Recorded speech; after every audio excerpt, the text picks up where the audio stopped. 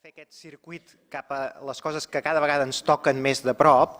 Hem anat des de la banda més especialitzada, hem passat per aquesta part, diguéssim, de les marques, que les toquem molt però no les decidim normalment, no intervenim en això, i entrarem ara en un terreny en què hi ha unes decisions que algú pren i que tots seguim.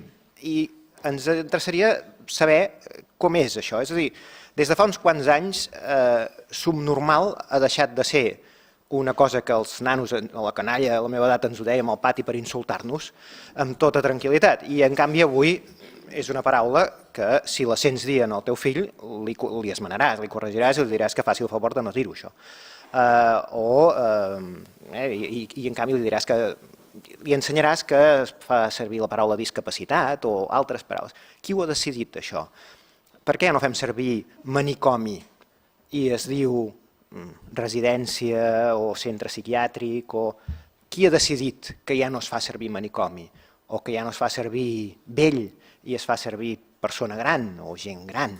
Què hi ha darrere d'aquestes decisions, d'aquestes decisions que algú deu haver pres o que segueixen o que hi ha algun mecanisme aquí al darrere? Entra dintre d'una neologia que no es pot considerar espontània, però que ens la trobem, diguéssim, i que és un fet. Llavors, per analitzar aquesta mena de termes o d'expressions que van substituint unes altres, havíem de buscar un especialista en observar, un especialista en mirar què és el que està passant. Ens va semblar que feia aquest perfil l'Enric Gomà. L'Enric Gomà és escriptor i divulgador lingüístic, el podeu conèixer o coneixeu les seves obres segur, perquè ha estat guionista de sèries com Temps de silenci, Kubala, Moreno i Manchón, Vent del Pla, Poble Nou.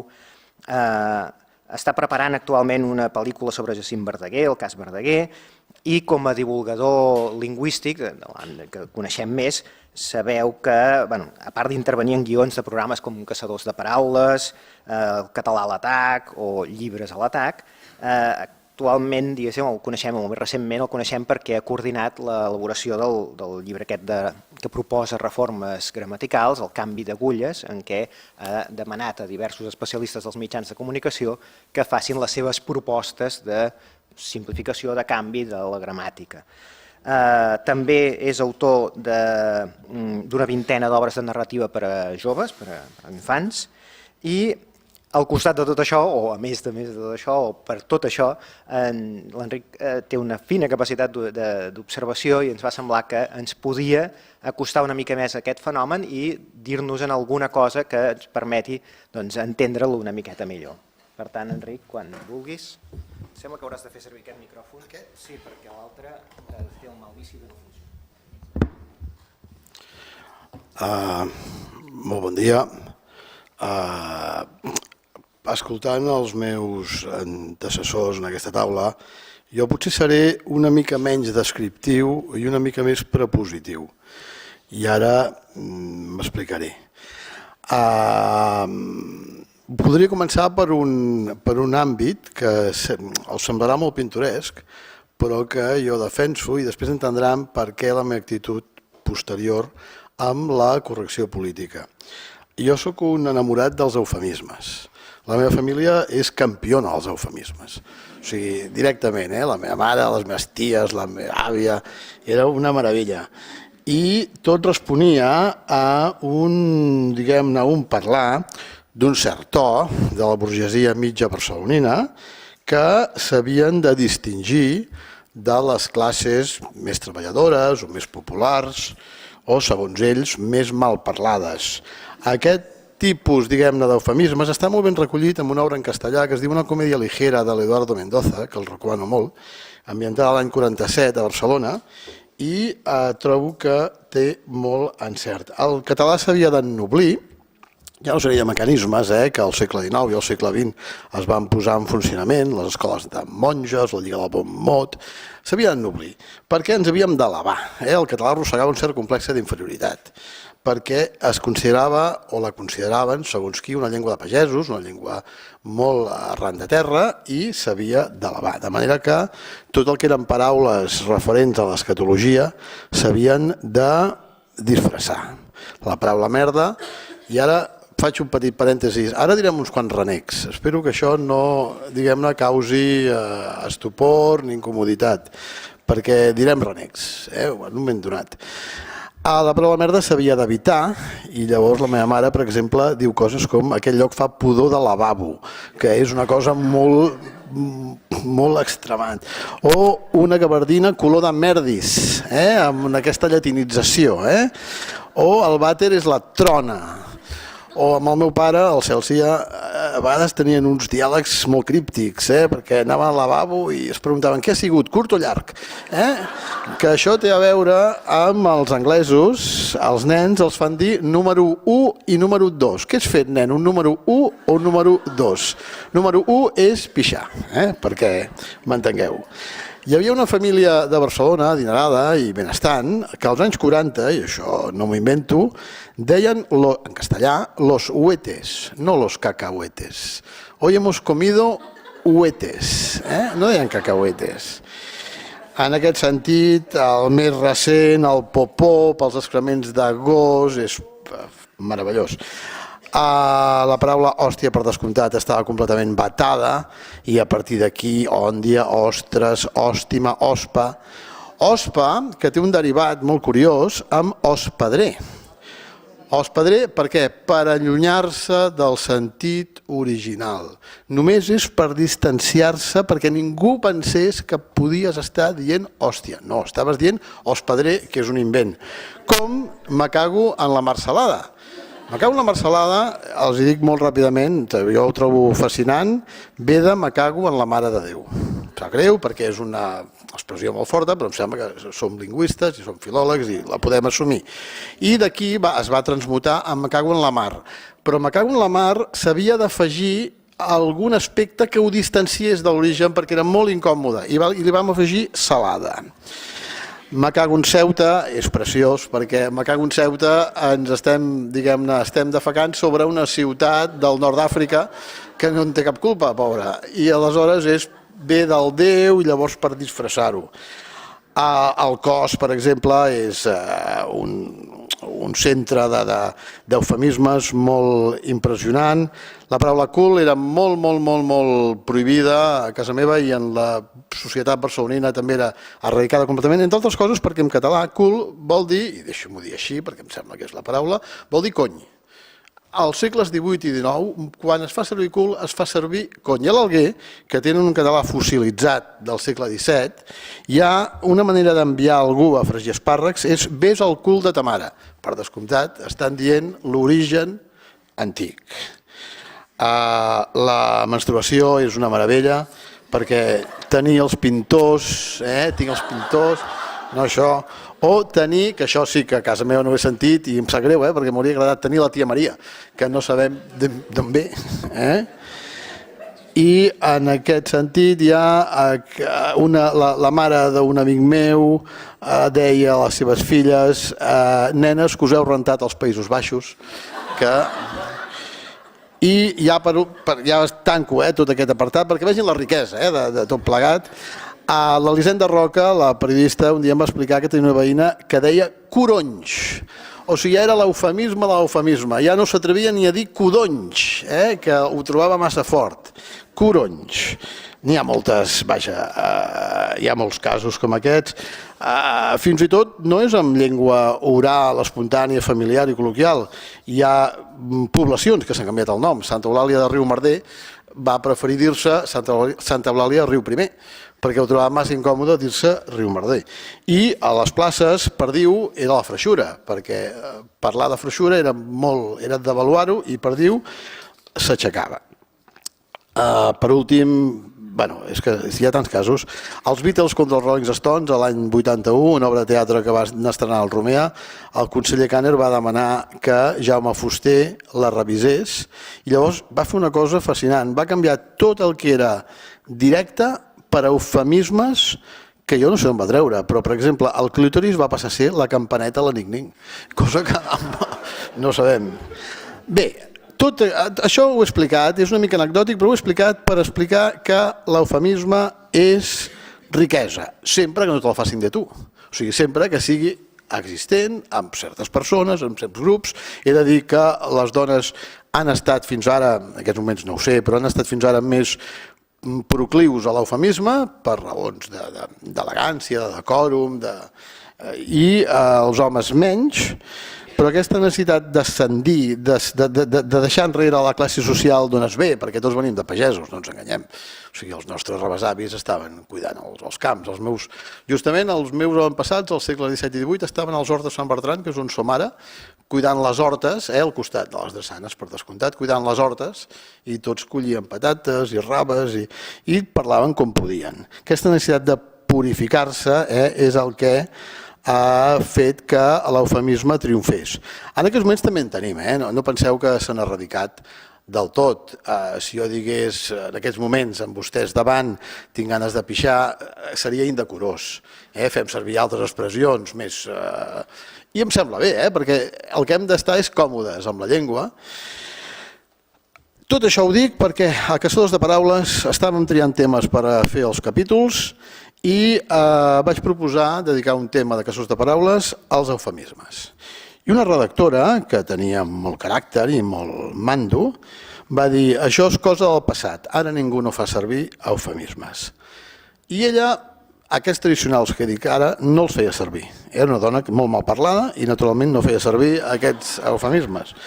Però no era conscient de la llau d'eufemismes que en la nostra societat estan circulant, que són els de la correcció política. I ara és on entro en el terreny. L'any 95, a Quan ens crema, van publicar una obra que és molt interessant, de James Finn Gardner, Contes per a nens i nenes políticament correctes, que són uns contes tradicionals que substitueixen les paraules corrents per paraules tretes de la correcció política. Us poso un exemple molt ràpid perquè us situeu. En lloc de nigger o negro o el que fos, deien afroamericà perquè era la paraula en aquests moments en boga, a l'any 95, als Estats Units. Això ve d'una obra de teatre, o sigui que aquests contes tenen l'origen d'una obra de teatre 2 anys abans, que es representava a les universitats. I això és molt important perquè després hi incidirem. L'any 95 jo em vaig llegir el llibre i em vaig quedar parat. Vaig dir, ostres, això no arribarà mai aquí. Mentida, al cap de 10 anys ja ho teníem. O sigui que tot el que anunciava, tot el que estava passant als Estats Units, al cap de 10 anys ho hem tingut aquí. El mateix, els hi recomano molt, per la mateixa època, l'any 95, el canon occidental de Harold Bloom, el pròleg, parla de l'escola del ressentiment. L'escola del ressentiment és tot aquest moviment universitari de les humanitats en què professors, alumnes, tesis doctorals, seminaris, cursos analitzen les obres literàries o les obres artístiques en funció de les seves idees que continguin o no prejudicis sobre negres, sobre dones, sobre homosexuals, sobre etc. De manera que ja estem arribant al naixement de la correcció política. Les universitats, als anys 60 i 70, eclosionen als anys 80 als Estats Units i ens comencen a arribar als anys 90, 2000, a Europa, al nostre país. I té un origen molt clar. Col·lectius que han patit una opressió, una discriminació, un menyspreu, i que creuen que substituint el llenguatge que consideren ofensiu restabliran part de la seva dignitat o la seva dignitat. En el camp literari s'han fet, diguem-ne, estudis, investigacions, s'han fet estudis que venien a demostrar que Shakespeare era un misogen, que Dickens era un fal·locràtic, que Mark Twain era un racista. Esclar, jo ho trobo molt delicat tenir una mirada moral sobre les obres literàries, molt delicat. Entre altres coses perquè el professor Playarcher, Ramon Playarcher, que potser vosaltres heu tingut a la Facultat de Filologia, un dia ens explicava que uns alumnes americans, parlant de Madame Bovary, un es va encendre molt, com un pigot, i va dir, però l'adulteri està malament. I clar, l'adulteri està malament, però és que Madame Bovary no pretén ser una catequesi sobre el nostre comportament en la parella. És una altra cosa. En aquests moments hi ha gent que diu el mateix. El tràfic d'esclaus està malament. Sí, però per sort el vam suprimir, el vam abolir. No cal fer èmfasi en l'aspecte ètic i moral. El políticament correcte exigeix que hi hagi un col·lectiu amb activistes que se senti ofès, capaços de moure, diguem-ne, un debat en l'àmbit social, perquè denuncien una opressió que en el passat ha estat molt dura i que s'ha prolongat fins als nostres dies, segons ells.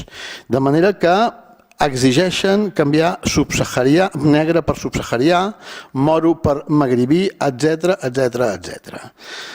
El llenguatge políticament correcte he de dir que a mi em sembla especialment pesat i a vegades comet errors greus com aquest tuit de l'Ajuntament de Barcelona, que potser alguns coneixeu. Els ajuts són per a famílies monomarentals i monoparentals amb ingressos baixos. Esclar, monomarentals i monoparentals és oblidar que parental ve de parir i que no ve de pare. Entenc que alguns de vostès no hi puguin estar d'acord i la proposta que faré a continuació poden no estar-hi d'acord, però jo he estat madurant ja fa un cert temps i em sembla que val la pena que els expliqui. O la paraula donanatge, per substituir homenatge, que està present en escrits de Maria Aurèlia Capmany als anys 70 i segurament s'ho devia prendre molt seriosament. La senyora Capmany, això li devia venir del francès, no sé si llegia anglès, jo sí que llegia francès perfectament i sovint, no sé exactament d'on li va venir.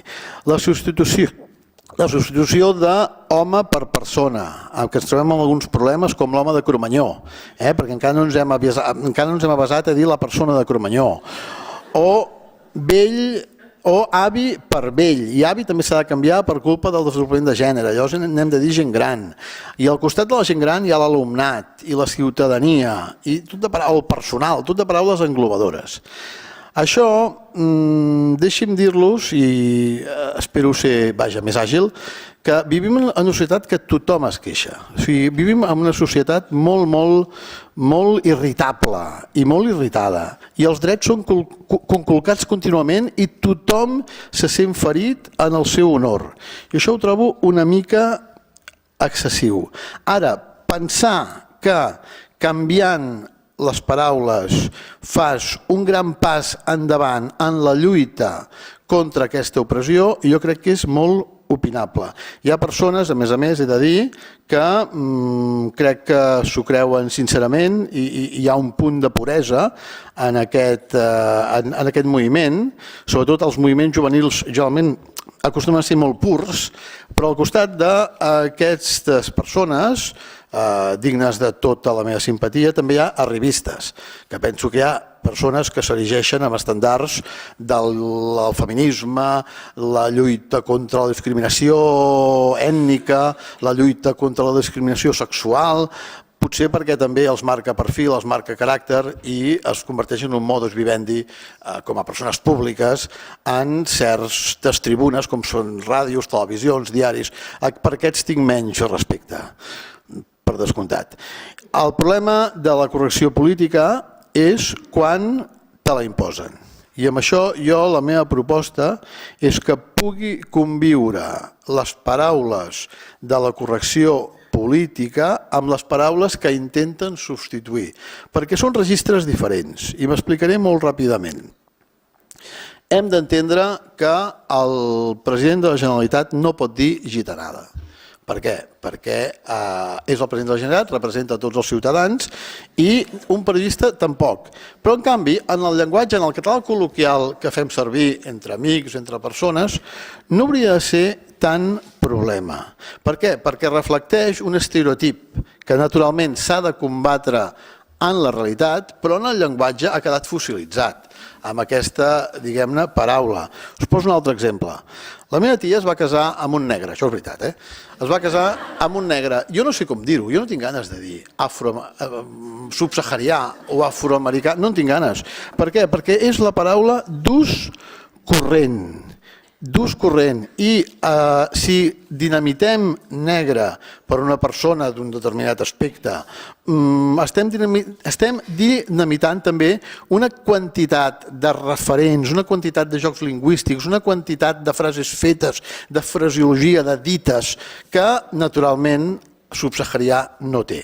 De manera que jo el que els defenso és que no totes, perquè algunes paraules realment són terriblement ofensives i aquestes mereixerien un tracte a part, però algunes paraules que intenten ser substituïdes que poguessin conviure en un registre formal amb la corrupció política i en un registre informal en les paraules tradicionals. La paraula moro. La paraula moro fins fa poc era neutra. Això en un article de la Carme Laura Gil que vaig trobar fa un temps, mentre l'any 2007 deia fa uns anys moro era neutra, no era despectiva, la gent deia uns moros, els moros, home, potser alguna petita connotació despectiva, però esclar, ens hem barallat molt amb els moros, des del 714 fins que els francesos prenen el G, el 1830 ens hem esbatussat de valent, o sigui que una mica de ressentiment ens pot quedar, però en principi era molt neutre. Jo tinc a l'escola del meu fill, hi ha un pare d'un nen que és un francès que té cara de moro. Jo no sé com dir-ho, si no ho dic així. Perquè és un francès que sembla moro i no és gens despectiu, som molt amics i, vaja, li tinc una gran simpatia. Defenso la paraula moro en un sentit, que és que no vull dinamitar totes les possibilitats que em dona el català. Afarta-m'hi, digue'm moro, fer moros per cisar, festa de moros i cristians, o tots moros o tots cristians, l'oro i el moro, el blat de moro. Per sort, jueu no ha ocorregut la sort de moro, perquè si ara haguéssim de canviar la paraula jueu perquè no és políticament correcta i haguéssim de fer una tombarella per substituir-la, en aquest sentit el que estic proposant és neutralitzar les paraules aquestes que no tinguin o no dir-les amb èmfasi despectiu perquè no les dèiem i negre no ho dèiem despectivament. Ara en aquests moments quan la dius hi ha amics fins i tot i persones que et coneixen que la dius, jo de vegades dic moro, dic negre i s'incomoden perquè això és racista. No, jo no soc racista. Jo vull dir aquesta paraula neutra, neutralitzada i amb respecte i amb simpatia, sense que ningú m'acusi de res. En un terreny informal, ja ho dic, en el terreny periodístic, polític, al Parlament de Catalunya no es pot dir segons què, però és que coses que es diuen al Parlament de Catalunya val més que no les diguis a la teva vida personal. O sigui, aquí el català a vegades ens costa establir registres. Us posaré un altre exemple que a mi em va semblar molt interessant, que és la paraula negrata. Una amiga meva, que és professor a l'ESMUC, va dir en una classe de l'ESMUC, va dir sí, perquè aquesta compositora es va casar amb un negrata, i de sobte els alumnes se li van revoltar. Van presentar una queixa a la direcció, que t'has cregut... Negrata, en la meva joventut, era senzillament un negre alt i fort. I es va crear, com tantes altres paraules, es van crear amb aquest sufix, com bocata, segurata, cubata, camata, i és molt dels anys 70-80, aquest sufix, de manera que en cap moment tenia cap intenció pejorativa, la meva amiga, però els alumnes s'ho van prendre com a pejoratiu. I en aquest sentit penso que ho hem portat una mica massa enllà. La proposta de neutralitzar certes paraules que ara són escombrades i suspendides severament crec que contribueix a la riquesa, perquè al costat de subsaharià, que el president de la Generalitat i Ramon Pellicer em sembla bé que diguin subsaharià, el que no em sembla bé és que m'ho digui el meu fill.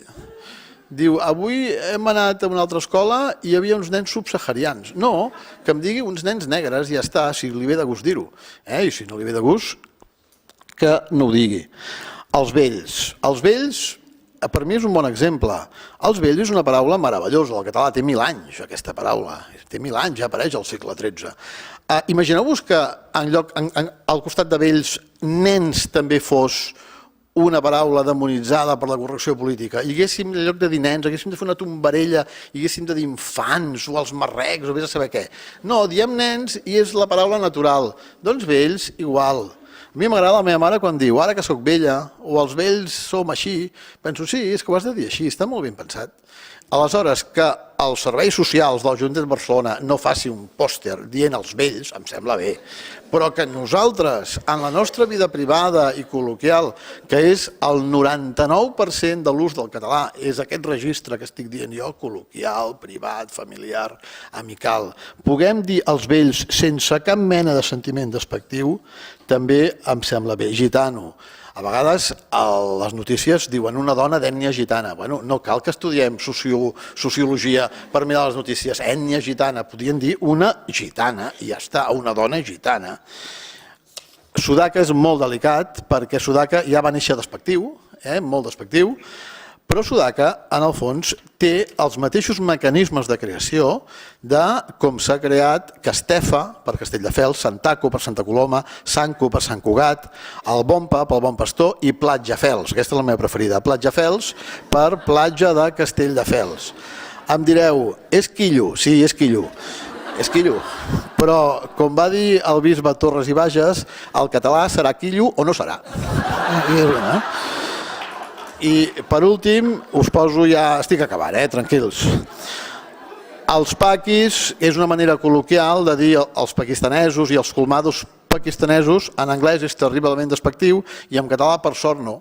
I potser si hi ha una onada de gent que en ràdios, revistes i televisions et diuen que paqui és horrorós i que no es pot dir, ens retraurem i vés a saber què haurem de dir. Sí, sempre, a vegades, el formalisme tendeix a dir les paraules, diguem-ne, senceres, sense talls, sense escurçaments. Doncs direm pakistanesos perquè ens empenyaran cap aquí.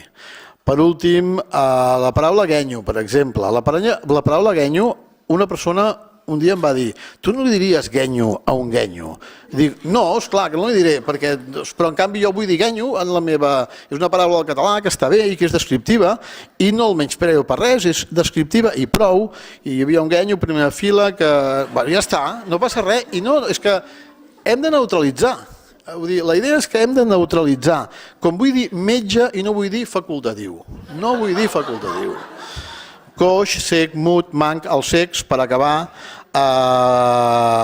L'Organització Nacional de Cecs d'Espanya va ser molt astuta i molt llesta i el cecs té la protecció de la ONCE, que la ONCE ha defensat sempre la paraula cec, al costat de la corrupció política que t'insisteix en invident, i cec té moltes més possibilitats, diguem-ne, lingüístiques que no pas invident. Allò que deia la meva àvia, deia una vista per un cego. Quan hi havia una vista horrorosa, un lloc espantós, deia una vista per un cego. Deixeu-me acabar només amb un exemple que m'agrada molt, la Boqueria. La Boqueria, que és el mercat principal de Barcelona, és una paraula en un origen irònica, sarcàstica. Era un lloc que abans estava, com sabeu, al Pla de la Boqueria, que és sortint per carrer de la Boqueria, allà davant del Liceu, allà es posaven les parades, i la Boqueria era una paraula irònica, perquè era un lloc de carnisseries, i la gent deia que la carn era tan dolenta que semblava carn de boc. T'enganyaven i en lloc de donar-te carn bona, de bé, de vedella, et donaven carn de boc, que és molt dolenta, i d'aquí ve Boqueria, tot sembla indicar. Doncs aquesta paraula, aquest topònim, ha perdut el rastre del sarcasme i la ironia, s'ha neutralitzat i diem Boqueria sense cap problema. Doncs a mi m'agradaria que moltes d'aquestes paraules bandejades adquirissin neutralitat i adquirissin carta de ciutadania en el parlar diari normal de tots els catalans.